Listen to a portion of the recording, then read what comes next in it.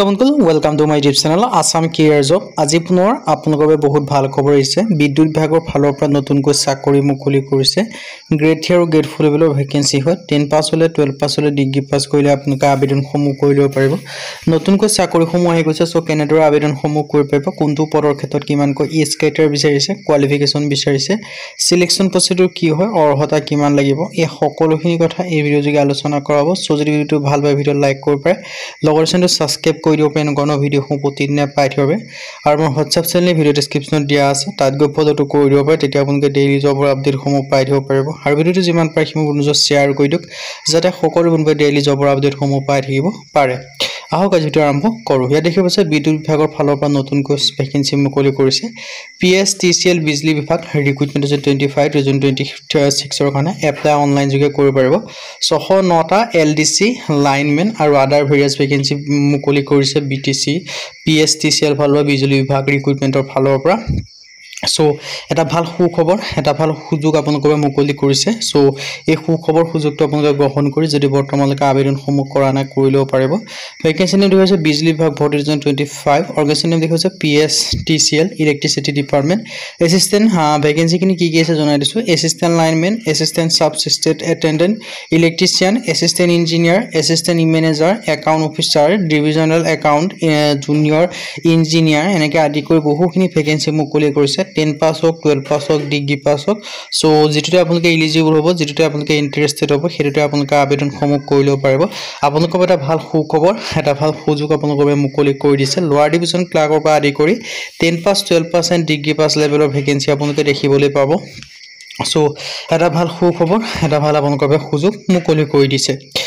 post নেমখিনি কথা মই জনাই দিলুৱে 10 pass 12 pass and degree pass লেভেলৰ ভ্যাকেন্সি আহিছে সো এটা সুখবৰ সুযোগ আপোনালোকে তেনেকৈ দেখিব পাৰিছে সো ডিভিজন একাউন্টৰ পৰা আদি কৰি জুনিয়ৰ ইঞ্জিনিয়াৰ পৰা আদি কৰি লো অফিচাৰৰ পৰা আদি কৰি সকলো ধৰণৰ ভ্যাকেন্সি আপোনালোকে দেখিবলৈ পাব আৰু এই ভ্যাকেন্সিখিনি ক্ষেত্ৰত আপোনালোকে অনলাইন যোগে কৰি ল'ব পাৰিব টোটাল পোষ্ট আছে 609টা এপ্লাই মোডটো আপোনালোকে অনলাইন যোগে কৰিব পাৰিব who can apply all India male female কেন্দ্ৰীয় আবেদনসমূহ কৰিব পাৰিব মই ভিডিঅটো আগবঢ়া কৰি এটো আপোনালোকক ক্লিয়াৰ কৰিছে এটো আপোনালোকে নেভাবে যে এটো অকল অসমৰ পোষ্ট বুলি এটো আছে অল ইণ্ডিয়া লেভেলৰ পোষ্ট হয় চেন্ট্ৰেল লেভেলৰ পোষ্ট হয় so all India male female কেন্দ্ৰীয় ভ্যাকেন্সিখিনি ক্ষেত্ৰত আবেদনসমূহ কৰি ল'ব পাৰিব so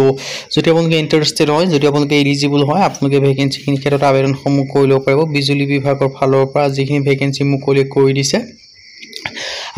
all India male female কেন্দ্ৰীয় ভ্যাকেন্সিখিনি ক্ষেত্ৰত আবেদনসমূহ আপোনালোকে কৰি ল'ব পাৰে বিজলী বিভাগৰ ফালৰ পৰা ভ্যাকেন্সিখিনি মুকলি কৰি দিছে সো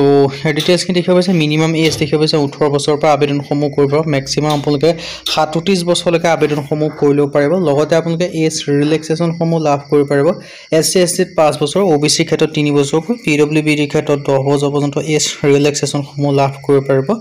আৰু লগত এজ ৰিলেক্সেশন ক'লোৱে SC ST ক্ষেত্ৰত 5 বছৰকৈ OBC ক্ষেত্ৰত 3 বছৰকৈ PWBD ক্ষেত্ৰত 10 বছৰ পৰ্যন্ত এজ ৰিলেক্সেশনসমূহ লাভ কৰিব পাৰিব আৰু সিলেকশন প্ৰসেস হৈছে ৰিটেন এক্সাম হ'ব আৰু ডকুমেন্টছ ভেৰিফিকেশন হ'ব মেডিকেল এক্সামিনেশন হ'ব ডকুমেন্টছ ভেৰিফিকেশন হ'ব এটা মাধ্যমে আপোনালোকৰ সিলেকশনসমূহ কৰা হ'ব লগতে এডুকেশন কোৱালিফিকেশন 10 পাস হোক 12 পাস হোক ডিগ্ৰী পাস হোক সকলো আবেদনসমূহ কৰি ল'ব পাৰিব 10 পাস হোক 12 পাস হোক ডিগ্ৰী পাস হোক সকলো আবেদনসমূহ কৰি ল'ব পাৰে যেটো 10 পাসৰ কাৰণে ভ্যাকেন্সি আছে 12 পাসৰ কাৰণে ভ্যাকেন্সি আছে লগতে গ্ৰেজুৱেচন পাসৰ কাৰণে আপোনালোকে ভ্যাকেন্সিসমূহ দেখিবলৈ পাব so 10 pass 12 pass degree pass সকলোৱে ভ্যাকেন্সিখিনি ক্ষেত্ৰত আবেদনসমূহ কৰি ল'ব পাৰিব তো এলিজিবল হ'ব বা ইন্টাৰেস্টেড হ'ব ক্ষেত্ৰত আপোনালোকে আবেদনসমূহ যি বিচাৰে আপোনালোকে কৰি ল'ব পাৰে সো ইয়াৰ সিলেকশন প্ৰসেসটো আকবাৰ মই আপোনালোকক জনাই দিছো ৰিটেন এক্সাম হ'ব ডকুমেন্টছ ভেৰিফিকেশন হ'ব মেডিকেল এক্সামিনেশন হ'ব আৰু হেগিটা মাধ্যমে আপোনালোক সিলেকশনসমূহ কৰা হ'ব ৰিটেন এক্সামত আপোনালোকৰ যেটো OMR বেসত আপোনালোকৰ ৰিটেন এক্সামসমূহ অনুষ্ঠিত হ'ব আৰু আবেদনসমূহ কৰিবলৈ আপোনালোকৰ ডকুমেন্টছ প্ৰয়োজন হ'ব পাছপোৰ্ট সাইজ ফটোগ্ৰাফ সিগনেচাৰ আধাৰ কাৰ্ড এডুকেশন সাৰ্টিফিকেট এইগিটা আপোনালোকৰ ডকুমেন্টছসমূহ প্ৰয়োজন হ'ব এই ভ্যাকেন্সি গিটাৰ ক্ষেত্ৰত আবেদনসমূহ কৰি ল'বলৈ সো ডিটেইলছখিনি আপোনালোকে এনেকৈ দেখিব পাৰিছে আপোনালোকৰ এটা ভাল সুযোগ এটা ভাল সুবিধা আপোনালোকৰ আহিছে 10 পাস হোক 12 পাস হোক ডিগ্ৰী পাস হোক সকলো ভ্যাকেন্সিখিনি ক্ষেত্ৰত আবেদনসমূহ কৰি ল'ব পাৰে